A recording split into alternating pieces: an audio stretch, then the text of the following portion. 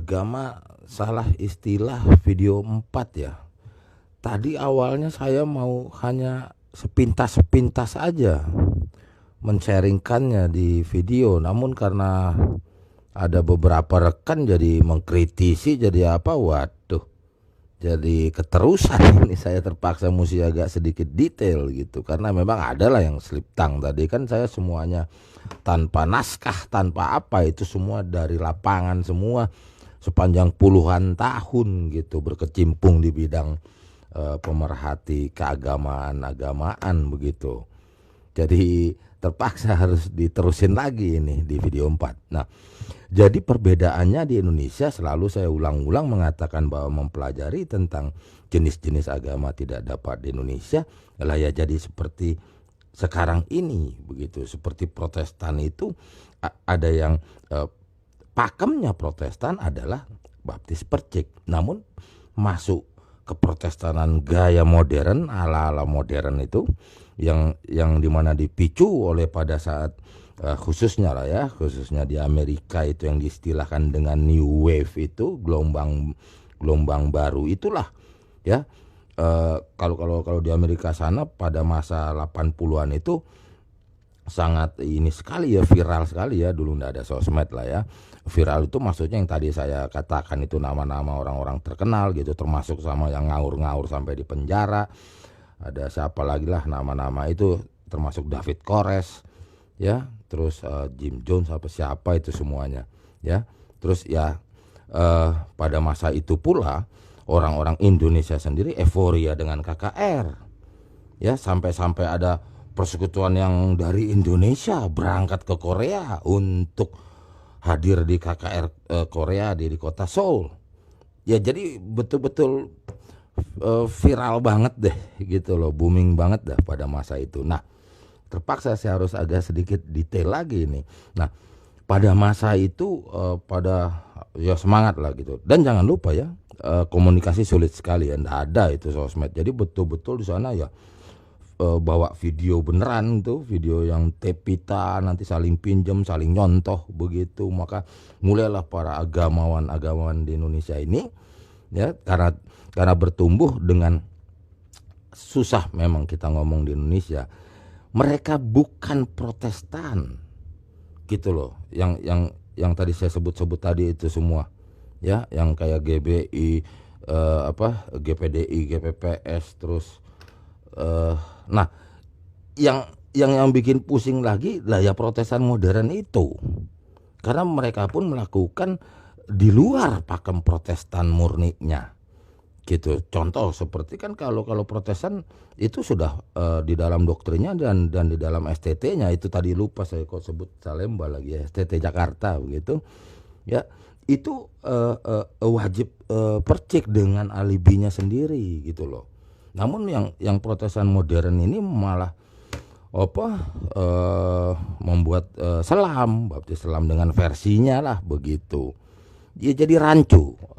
Nah, kerancuan itu masih masuk nanti dulu lah, nanti jadi kacau lagi. Saya masih mau menjelaskan dulu apa itu awalnya dari agama menjadi denominasi. Nah, di dalam agama itu nanti ada yang diistilahkan aliran, sekte, bidat. Itu nggak jauh dari ejekan sebetulnya, dari nyelenehan, mocking, insulting sebetulnya. Itu bahasa internnya mereka yang sedang dibilang sedang berkonflik atau berseteru lah di antara merekanya. Termasuk nanti istilah heretik begitu. Nah, sampai di mana lagi tadi itu? Nah, sampai di Protestan lama dulu ya, itu termasuk HKBP ya. Terus yang tadi GKI saya slip tang juga tadi sebut itu, izin Jawa Tengah dan Jawa Timur kalau nggak salah itu ya. Orang luar tidak dapat membedakannya, itu masalah keorganisasian dan keadministrasian dan terkait oleh pemerintahan Indonesia, karena di dalam Kementerian Agama kita ya, di pemerintahan Indonesia ini suka buka tutup pengajuan izin. Itu yang bikin pusing juga gitu loh. Ya jadi kayak hoki aja. Wah dia kebetulan aja nih lagi buka. Begitu loh. Yang boleh menjadi sinodenya. Karena itu pada saat reformasi itu banyak sekali. Karena sebutkan semua nama. Ya. Yang pada jadi YouTuber semua itu. Semua itu dinaungi mayoritas oleh payung GPI. Yang dimana tadi awalnya juga ada GPIS sebetulnya. Tapi ya sudah begitulah sajalah. Gitu loh. GPDI yang GPDI yang D-nya kecil juga banyak sekali menaunginya. Nah, orang yang dulu dinaungi oleh sinode yang apa ya dibilang hokinya lah mendapatkan sinode itu namanya surat izin aktivitas keagamaan. Pada saat reformasi pernah dibuka pintu untuk pendaftaran menjadi sinodenya lagi. Itu rame lagi gitu loh. Nah maka dengan adanya pertumbuhan itu kita nggak tahu lah itu udah bahasa politik di dalam, tutup lagi gitu loh. Bukti apa? Pernah pembukaan besar itu sampai di tingkat DPR ya, waktu masalah status Konghucu itu menjadi memiliki kursi BIMAS, bimbingan masyarakat, Dirjen BIMAS, Direktur Jenderal Bimbingan Masyarakat. Maka itu orang Indonesia kenalnya menjadi 6. Berbicara agama di Indonesia dalam konteks administrasi keorganisasian di bawah naungan pemerintah, tidak bicara tentang agama legal, non legal, resmi, tidak resmi, atau agama yang kayak gitu-gitulah ya, apa sesat lah apa enggak. Dia nggak peduli di situ. Karena konteksnya ini masalah keadministrasian gitu, masalah surat menyurat aja. Nah, jadi supaya clear dulu nanti jadi salah itu karena ada rekan di WA, jadi ya susah juga ini saya jadi terpaksa harus detail. Nah maka yang tadinya Protestan yang dulu terkunci juga sebetulnya seperti Katolik Roma, terkunci dalam artian tuh nggak bisa lah dia pilah-pilah begitu, pilah-pilah yang anggota mereka. Tapi ya karena akhirnya kebobolan juga dengan Protestan gaya modern itu ya terpengaruh oleh dari dunia barat atau dari dunia lain lah begitu, dari belahan dunia lain begitu, tentang new wave itu ya, gerakan apalagi itu. Jadi kita mau pakai istilah apa itu, reformasi yang direform lagi gitu.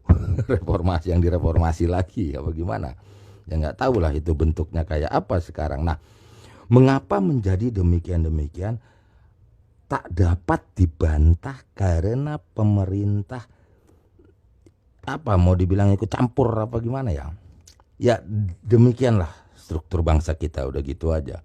Jadi akhirnya ya boleh dibilang ya tanda kutip ya mesti ngakalin peraturan itu supaya di matching-matchingin dengan keinginan, dengan kebutuhan di lapangan oleh para aktivis atau pelaku aktivitas keagamaan itu yang bikin problem.